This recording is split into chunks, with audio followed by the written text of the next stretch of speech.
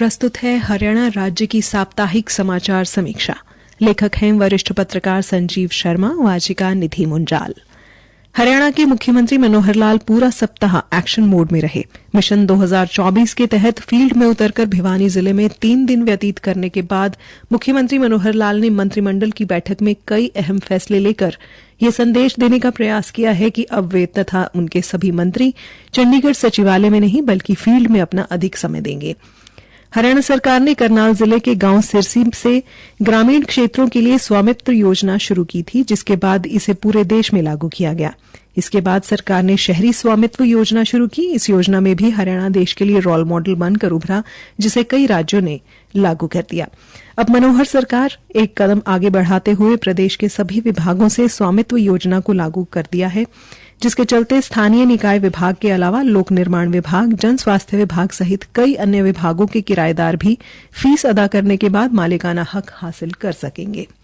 हरियाणा में आयुष की बढ़ती लोकप्रियता को देखते हुए सरकार ने फैसला लिया है कि सरकारी कर्मचारियों, पेंशन धारकों व उनके आश्रित अगर आयुष पद्धति से अपना उपचार करवाते हैं तो उन्हें मेडिक्लेम की सुविधा मिलेगी।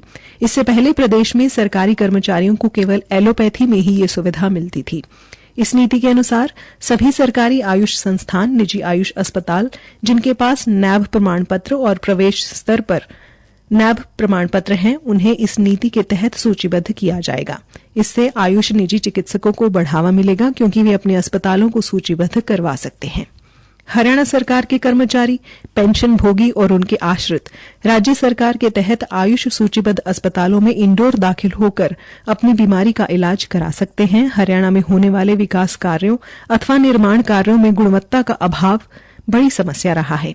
अक्सर निर्माण कार्यों में घटिया सामग्री इस्तेमाल किए जाने की शिकायतें आती रही हैं। इसके निजात पाने के लिए सरकार ने क्वालिटी एश्योरेंस अथॉरिटी का गठन करने की मंजूरी दी है।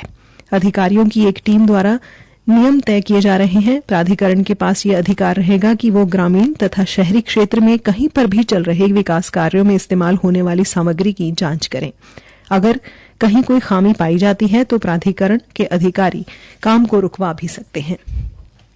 प्राधिकरण में एक अध्यक्ष के अलावा 2 सदस्य भी नियुक्त किए जाएंगे। इसके अलावा पिछले सप्ताह सोनीपत को मेट्रोपॉलिटन डेवलपमेंट अथॉरिटी का दर्जा प्रदान किया गया। सोनीपत मेट्रोपॉलिटन डेवलपमेंट अथॉरिटी अध्यक्ष मुख्यमंत्री रहेंगे, जबकि नगर एवं ग्राम आयोजन मंत्री, शहरी स्थानीय निकाय मंत्री, परिवहन मंत्री, सांसद, राज्य विधानसभा के सदस्य, नगर निगम, सोनीपत के महापौर एवं वरिष्ठ उप महापौर तथा राज्य सरकार के कई वरिष्ठ अधिकारी इस प्राधिकरण के पदेन सदस्य होंगे।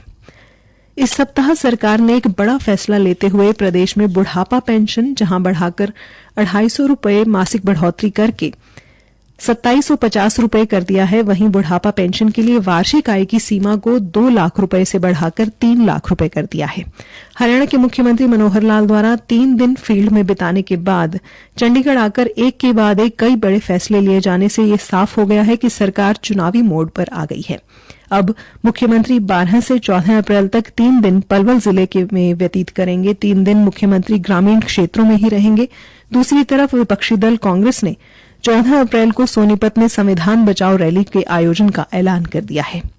प्रदेश में लोकसभा चुनाव से पहले बढ़ रही राजनीतिक गहमागहमी के बीच कोरोना ने भी अपनी दस्तक दे दी है। सरकार इससे निपटने के लिए भी तेजी से प्रयास कर रही है।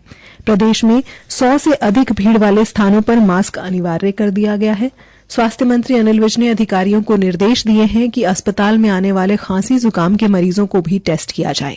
आज प्रदेश के अस्पतालों में कोरोना को लेकर मॉक ड्रिल भी की गई। स्वास्थ्य मंत्री ने अधिकारियों को राज्य में testing, tracing, treatment, team work और ट्रैकिंग तथा मॉनिटरिंग पर काम करने के निर्देश दिए हैं। इसी के साथ राज्य की साप्ताहिक समाचार समीक्षा समाप्त हुआ।